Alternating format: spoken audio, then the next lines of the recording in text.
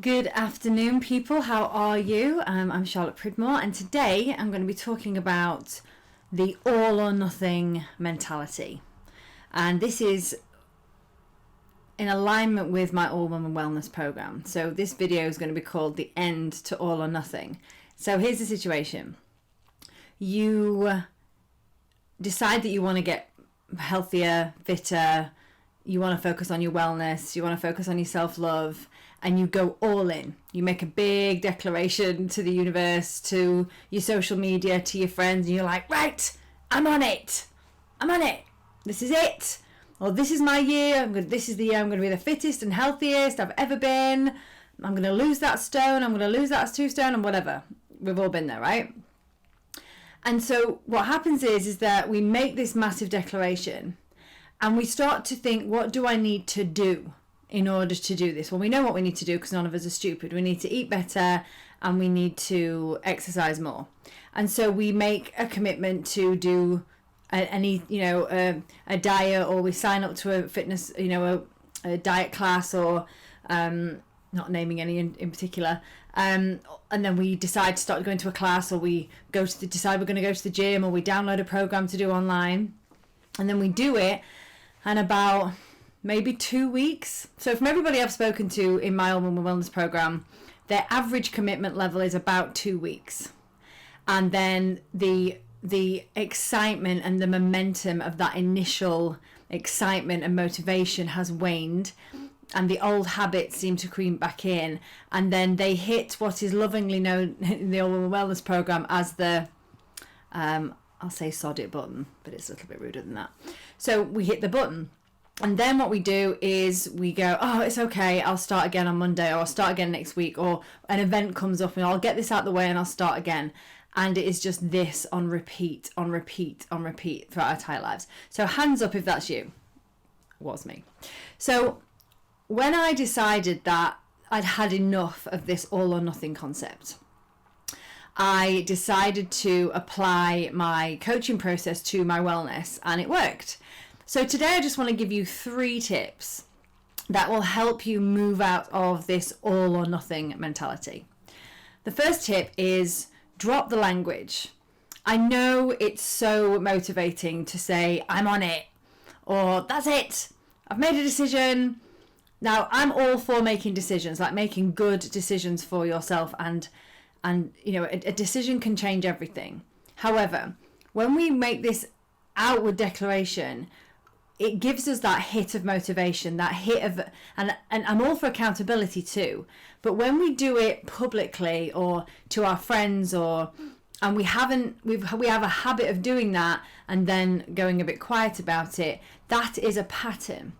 So one of the really, really good things to do is just to decide for yourself. Don't make any mad declarations. Don't use language like I'm on it, or I've fallen off the wagon, or because there is no wagon.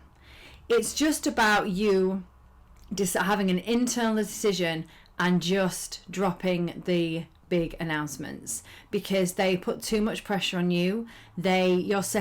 Sometimes you're setting yourself up for a fall, and it's just better to just do the thing just for yourself, because the thing is, this isn't about anybody else. This is about you. And if you just drop the temptation to use language to motivate yourself in that way, and you just have a quiet commitment to yourself, and you start using really affirming language to yourself, like I've got this, I can do this, I'm committed to myself, or whatever works for you, that will have a much bigger impact internally than making a big announcement externally.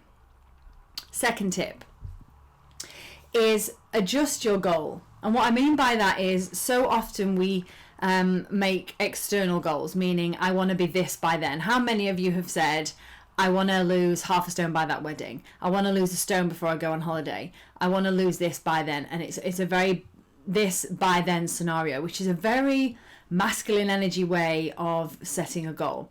We've all heard about SMART goals, measurable, all that, and they work.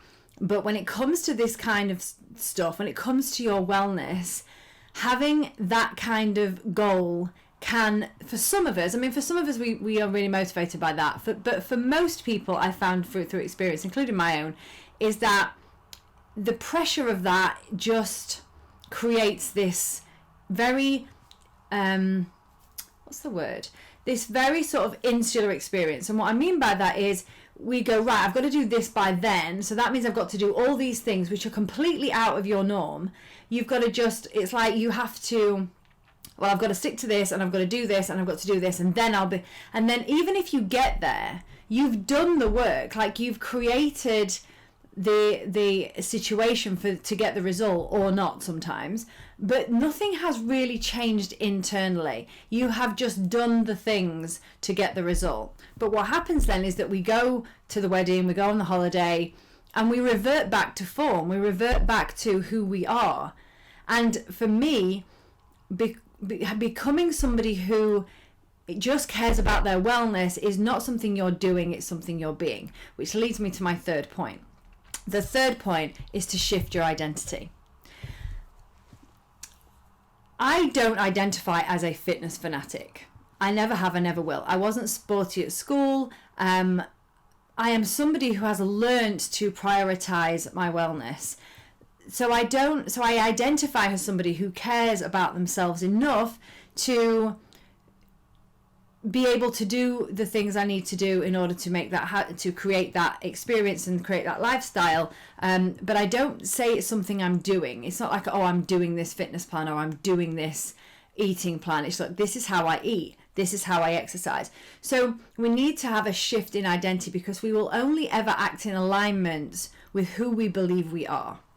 And so if you believe you're somebody who yo-yo diets, or somebody that is on it sometimes and off it sometimes, or somebody that's always on a diet, if that's your identity, then that's how you will behave. You are affirming your all or nothing mentality. And I had this for donkey's years, like absolutely years. And I just realized that actually what I needed to do was to address my mindset, my emotions, my energetics, and my connection to my body, in order to become the person who prioritizes their wellness. And that is something that, you know, we talk a lot about in All Woman Wellness, obviously, but I'm about to do a new masterclass, which I'd like to invite you to, which is going to be called The End of All or Nothing. It will be a 2-day masterclass, and we're going to go deeper into these subjects. So if you're interested in that, then just click the link. You can register for that, and I will see you there.